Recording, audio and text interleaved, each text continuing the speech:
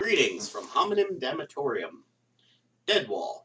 That's Bastard and Elz. We're reading 100 Questions for Atheists. We're up to Section 3, Science. Part 1. Try to imagine nothing exists. No Earth, no sun, no moon, stars, or galaxies. There are no elements such as carbon, hydrogen, nitrogen, and oxygen. No such things as time, space, or matter. No universe, no God. There's nothing. If there was ever a time when nothing but nothing existed, then what would exist now? No apple, Chris? What would exist? The cosmic dildo. And it vibrated the universe into existence. It stimulated the singularity until it expanded enough for the cosmic dildo to insert itself, and then the big screaming O happened. I like that one. That's a good one. Okay, alright. It says there is one thing that all scientists, philosophers, and theologians agree on. And that is, and it's this, you only have two choices. Either God is eternal and uncreated, or matter is eternal and uncreated, right? Wrong. Wrong. In fact, according to, damn it, what's his name? There's actually a philosopher, I believe it's Sam Harris, he has a book, Universe from Nothing. He actually states, because we have no examples of nothing, this is why I'm pretty sure it's him, that we have no idea what the properties of nothing are. It is entirely possible that when you have nothing, the universe can spontaneously come out of nothing. Like, it is also possible that in the future, when the universe gets so big and so large it starts ripping, it'll create pockets of nothing, which then new universes will spontaneously spring into existence. Letter B. Einstein's theory of relativity, which is a mathematical equation, math being a perfect science, provided proof that the universe and time itself had a beginning.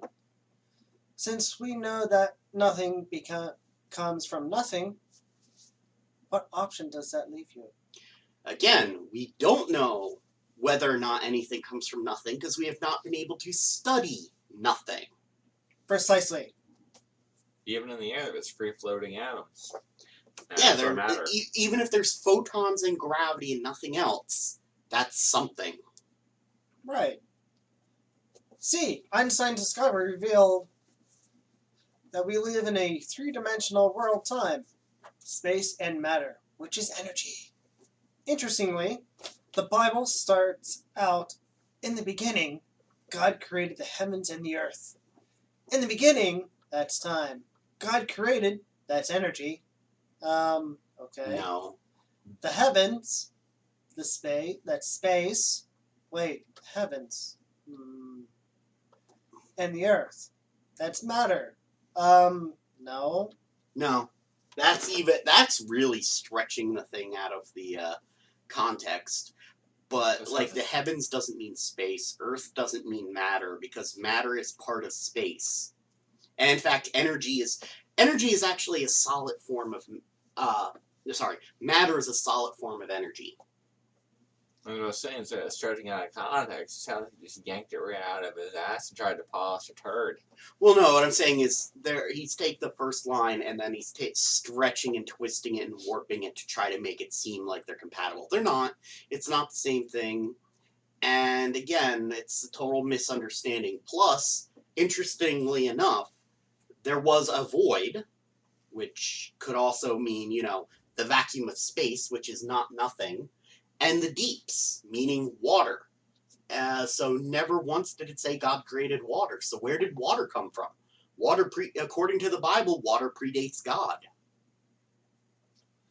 And so I guess the giant O that created the universe was a squirter.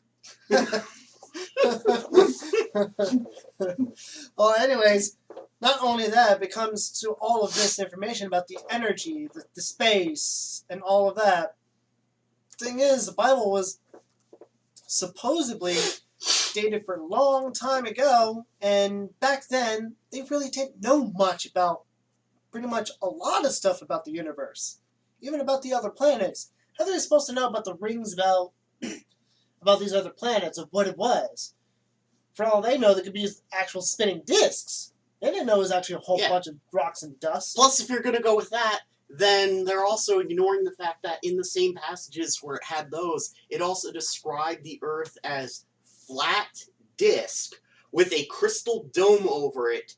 So it was like a reverse snow globe underwater on pillars going into the deep. And that the moon is produces its own light, when all it does is reflects the light of the sun. Number 2, if the material universe is all that there is and all there ever will be, as Carl Sagan claimed, then why is the material universe governed by immaterial laws? Okay, the immaterial laws, such as the laws of motion, the laws of gravity, so on and so forth, those are our descriptions on how things work, and they are material things. Gravity is a material thing. Motion is a material thing.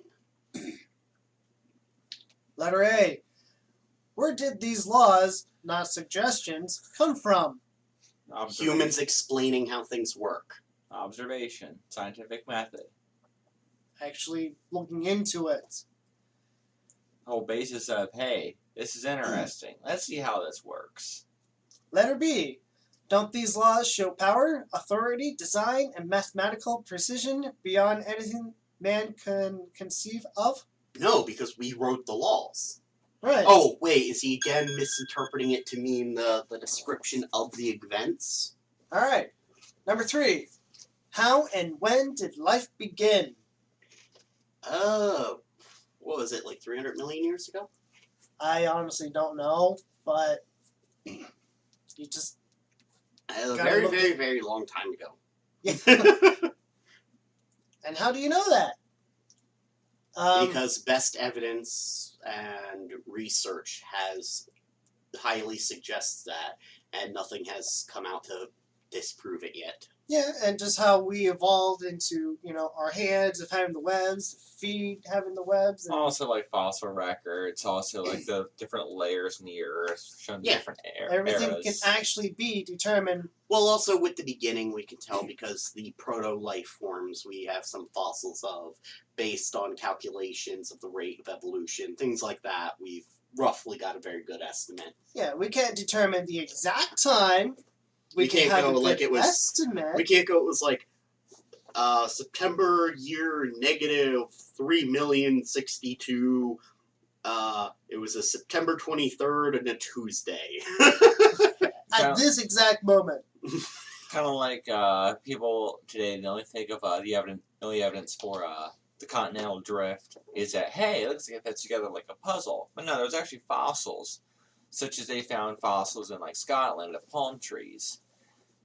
And we all know that Scotland's not tropical. And not just that, we also found fossils on one continent, such as the edge of Australia, before things started evolving into the forms we know them now, back when they shared species that were the exact same on their coast as they were on the coast of, I believe it's Asia, showing that at one point they were connected, or at least close enough these species could migrate between them, and then there's suddenly a divide where they're no longer similar species. And that would be when it was no longer possible for the species to get back and forth. And the other big thing about it is what do you determine actual life? As in intelligent life, or just life as in small organisms, as of like bacteria and stuff like that? Oh, they're already going to strawman what they're talking about for the first life forms. The first life forms were just simply self-replicating molecules that were random chemicals that were able to get together because of their interaction, cause to attract the chemicals needed to put together other chemicals the same, and eventually there'd be replication errors that led to more complicated forms, that led to more errors, that led to more complicated forms, before you ended up with the first cell-like organism that was able to have like a membrane and stuff, which again, it's basically replication errors and stuff that then led to eventually having sexual reproduction, which allowed for genetic diversity. Now, what existed before that? Chemicals. The planet. Chemicals. Chemicals. Just whatever before that. And then Everything before that, is chemistry. this This is chemistry. This is chemicals. This, I believe, this is steel, so it's actually a refined version of Fe, which is iron, which is a chemical. Letter C. If at one time nothing existed, how could anything exist now? Again, we have no idea what nothing is. We have no nothing to study. Where did the chemicals come from for life to begin? From the concretion of mass and matter from a gas cloud into a disk, which formed the sun, and slowly over time caused the planets to coalesce together. Those chemicals came from, before that, the first supermassive stars from when the universe first creating supermassive stars, which formed and were so big and so unstable they eventually exploded. But in that time, had enough time in fusion and the fusion created by the explosion to create the heavier elements. And what are the odds of coming together by chance to form life from non-living matter? So far, 1 in 1. We have one universe to study, and one time it happened. As far as we know, we have yet. No, what I mean is, out of our tests so far, we have one universe we can study, and in that one universe, life has formed. We don't know how many times life has formed, but we have one universe that has life. We have no universes with no life to study, so far it's a 1 in 1 proposition. That's one way of putting it. Who wants to read this quote? Using the laws of mathematics, probability, the odds of the random assembly of genes, both physical and chemical, coming together for spontaneous generation to occur is not within the realm of possibility. I thought spontaneous generation was already, down the crapshoot.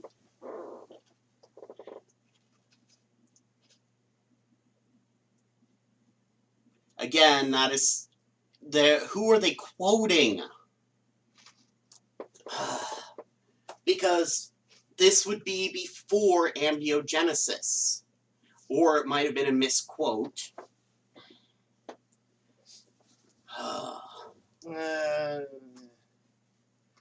Alright, number 4. Do you believe in the resurrection of the dead? No. Resurrection, no. But resuscitation within a certain limit, yes. Say, for all intents and purposes, that you're dead, but you're still within the lanes or CPR can get you. Yeah, you can be resuscitated, but say you're already dead on ice, days, nah. No, absolutely not. There's a time period of where you can actually be dead and then revived, by resuscitation. But after a certain point, yeah, you're just dead. You can't. You're brain dead. Your brain cannot be brought back. So, which means you're just a dead vegetable. It's not resurrection. It is clearly something different. But when you die, it is possible to use your organs to save the lives of other people, which is something completely different. Right. But yeah, if something's dead, it's dead. Right. And why not? Because when you're dead, you actually decompose and get a little food for the planet and stuff like that. And it's just, can't be brought back to life. What is spontaneous generation? Spontaneous generation is a misunderstanding back before we had microscopes of how things like maggots and mold came into being on things, because they didn't see a seed, they didn't see things growing on it, so they didn't, like the fly eggs, so they thought the stuff came out of nowhere. Louis Pasteur proved it wrong by basically covering a piece of meat and leaving it out, and it did not rot. It didn't get the maggots, it didn't get this, it didn't get that. And thus, he came to the conclusion later that there was things too small to see. So, spontaneous, and again, I'm pretty sure he's trying to make people think abiogenesis is spontaneous generation, which is totally something different.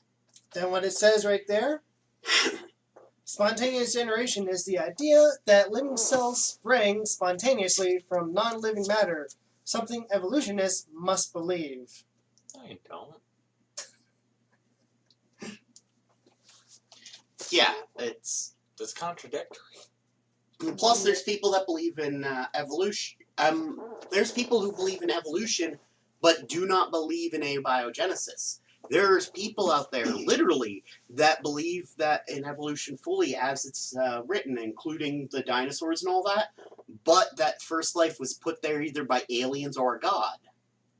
So, again, they're drawing a false dichotomy. Letter C. How is spontaneous generation significantly different from the idea of resurrection of the dead?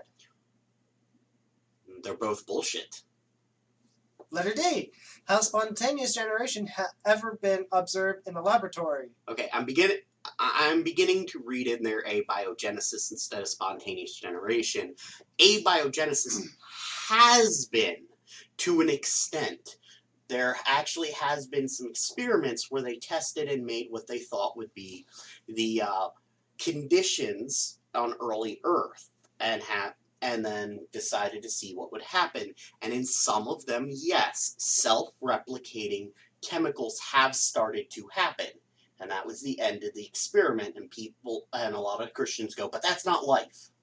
But that is the basic form of life. All right. Letter G. E. Wait, G? No, we're on letter E. Oh, okay, sorry. What evidence do you have to support the idea of spontaneous generation? Well, even if that was the theory that I was going with, more than you have for the Bible. Next letter.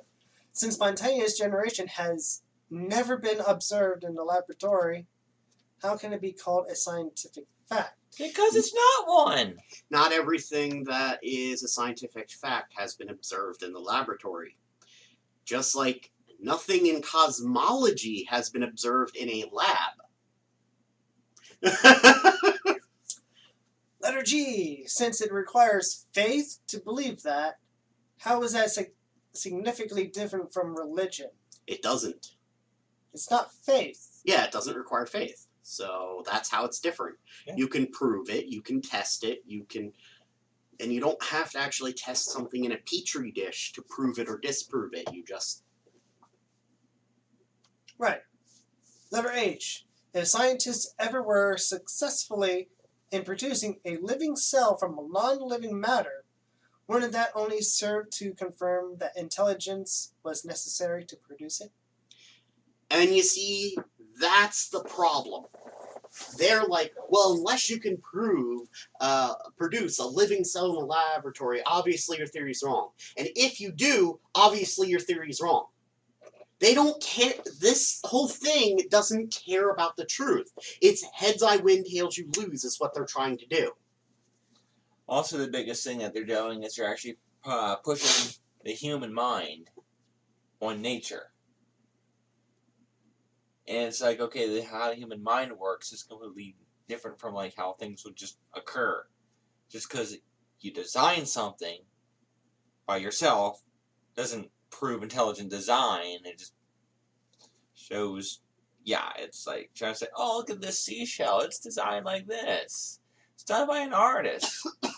No, it's just the human mind projecting itself onto nature. Yeah, and in fact, some of our scientific advancements have come from observing nature, such as it's believed that the first idea for putting a sail on a boat was actually because somebody observed a twig going down a stream and getting blown. And it had a leaf sticking up and got blown along faster. Number 5. Can you explain the differences between a hypothesis, a theory, and a scientific law? Yes, actually I can. Oh. Hypothesis is you coming up with an idea and then being a testable idea. You're like, I want to try this. Or what if X equals Y if there's this in the middle? Such as, I have a hypothesis that gravity exists, and if I let this go, it'll fall. That is a hypothesis and testing it. Right. With enough confirmed hypothesis, or not proven wrong ones, you can eventually get to a theory. A theory is a body and group of confirmed laws and hypotheses that collect a bunch of knowledge together into one group, such as it's the overarching explanation on how something works, such as gravity. It is the theory of gravity is how and why gravity works, but the scientific law of theory is actually weaker than theory. Because the scientific law is just that gravity works. All it is that every time you let go of something, it will fall while you're standing on Earth, as long as it is heavier than air. That is a scientific law. Laws and hypotheses make theories. That is very interesting, sir. A theory explains why the object falls. Anyone that would have paid attention during, even middle school science class can tell you that one. And in fact, even the way they put it is trying to make people misunderstand the way these things work. Well, then why is it just a theory? At least they put hypothesis in there. I have to give them that much, because usually they try to confuse hypothesis and theory. Yeah. Well, let's see what they think about it. For your information, FYI, a hypothesis is an educated guess based on observation, but has not been proven. That's close, but not quite right. A scientific theory summarizes a hypothesis when that hypothesis has been supported with repeated testing. It's kind of right, but it's wrong. A theory is valid as long as there is no evidence to dispute it. That is wrong. A law generalizes a body of observation. At the time it is made, no exceptions have been found to that law. Wrong. Some scientific laws, or laws of nature, include the law of gravity, the laws of motion, and the laws of thermodynamics. No, that's wrong, because Newton's laws of motion were very well established. They work very well. We still use them to this day, but we knew they were incomplete and thus wrong. And because there are certain things they did not calculate in for, but they were good for. Not only were they so good at calculating the orbits of the planets, they were even able to use it to theoretically figure out where other planets were before we discovered them. Except for Mercury. It could not account in for Mercury. Later, Einstein's theory of relativity corrected the errors in that theory. Now, there are some things in Newton's laws of motion that it can do that Einstein's theory of relativity can't do. So both have something in them that make them wrong, but they're both still right and still used. But also but they're still part of the theory of gravitation and the theory of cosmology. All right, let's continue. Number 6, can you explain the difference between microevolution and macroevolution? Yes, they're both terms pulled straight out of your ass. Well, let's go with number A. Let's see what they say. What scientific evidence is there that macroevolution has ever occurred? Hello, hi. Letter B. Can you provide one observable example of macroevolution occurring today? Hello? Letter C. Why don't we see hundreds and even thousands of transitional forms of animals or humans walking around today? We do. Hi. There's 3 right here. Hi. Every creature that has ever existed is a transitional form. Alright, letter D. If man evolved from apes, why do apes still exist? Well, first of all, okay, ignoring the fact that they both evolved from an ancestral species that split off, and it's as stupid as saying if we came from Europe, why are there still Europeans? There's also, even if it's true that we came from the same species, let's say we did come from the exact same species, from a species of ape that existed today. Let's just give them that. Well then, there were selective pressures on the group that got separated from, let's say Group A got separated from Group B. Group A had selective pressures that forced it to become more and more intelligent. Group B did not have these selective pressures, or did not have, or not even selective pressures, selective opportunities. Such as we discovered that it was by scavenging was one of the things that led to our ape ancestors that were able, scavenging kills, becoming, I can't remember the word off the top of my head. Carrion eaters.